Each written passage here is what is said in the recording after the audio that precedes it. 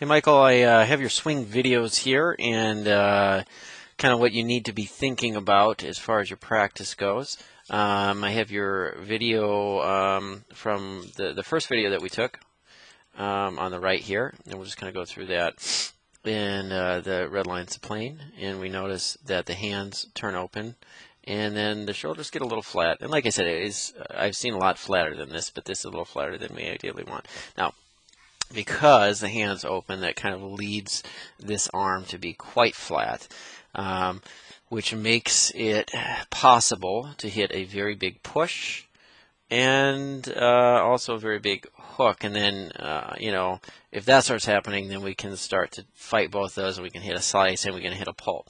And because we're so far inside and that face opens up so much, and I'll just kind of bring it back, and we see right here that the face is almost straight up in the air, and ideally it's going to be 90 degrees to our plane. So that just brings timing in. So and from day to day our timing can be good or it can be bad, and so we can have some really good rounds sometimes, and with the same swing, if our timing's not on for that day, we can have some bad rounds. So let's take a look at the video on the and this is the last video that we took, and you actually started even swinging better than this when we got on the course, and even more on plane. In almost all of our swings, when we did that little backswing one-piece takeaway before we hit the ball, it's kind of like our waggle, but it's a non-waggle actually. It's just a one-piece takeaway. We started just getting it perfectly on plane, and they got our shoulders a little steeper and got our arms a little higher. Now, you can see they're still a little low in this video, and we can get our arms up a little higher than this, but it's really considerably better, and that's just because we started on plane. And so when we start on plane, the club wants to lead it back to the right place in the swing. So we could get a little bit more above the plane, and that would get our arms a little higher and our shoulders hopefully a little steeper as well.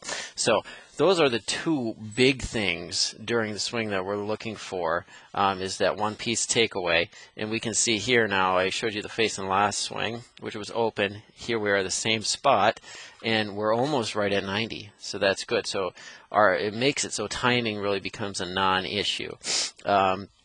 The more that we're on plane, the more the face is square during the entire swing, the better off we are. Especially from day to day, we're going to be much more consistent.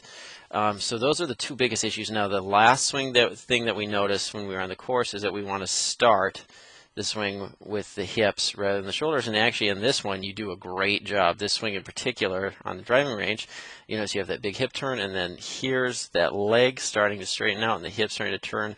That looks really good, and this actually was a really, really nice shot. So this swing right here would be a great one to repeat. So as we notice, the three things that we're thinking about is wrists very silent, and we kind of talked about locked almost, so we're not fanning that club open.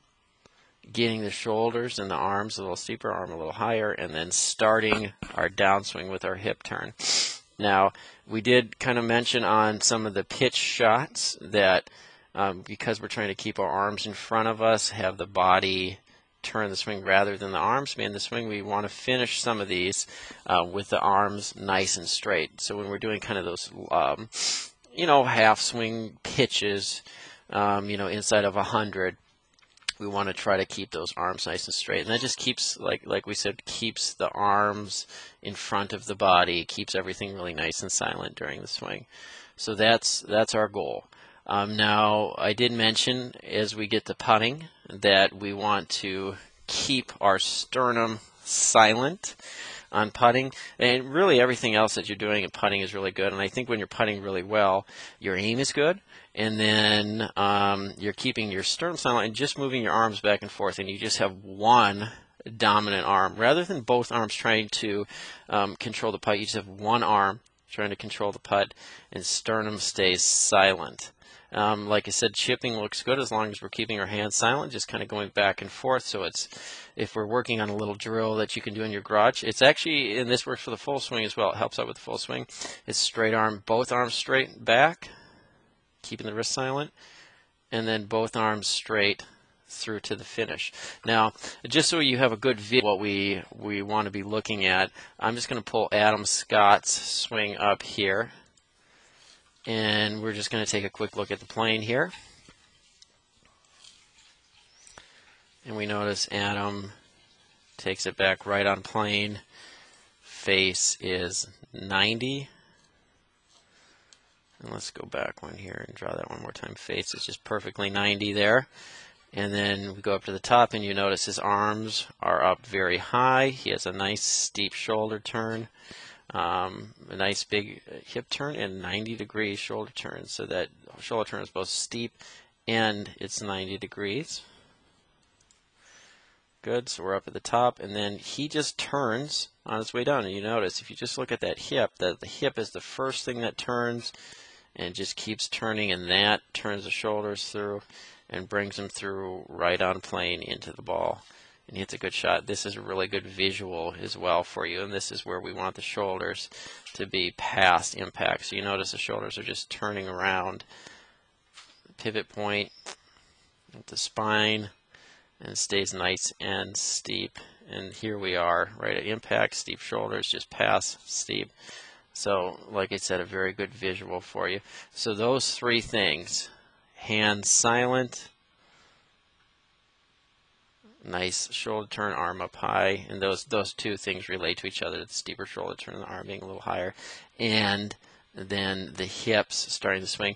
And as far as we said, if you want to start gaining distance, it's really turning those hips fast, so you're straightening that left leg, and that brings the hips through faster. And the faster you can really straighten that leg on the downswing, the faster it's going to bring the hips through. And that does a couple good things for your swing. It makes them faster, and also makes it so we don't turn the shoulders before the hips and pull it.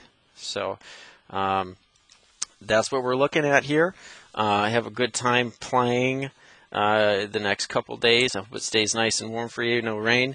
And also download that V1 Golf app and send me some swing videos, even if they're just swings in your garage, just to really keep after the swing and have it be right where you want it when the season begins out there in New York. Thanks, Michael.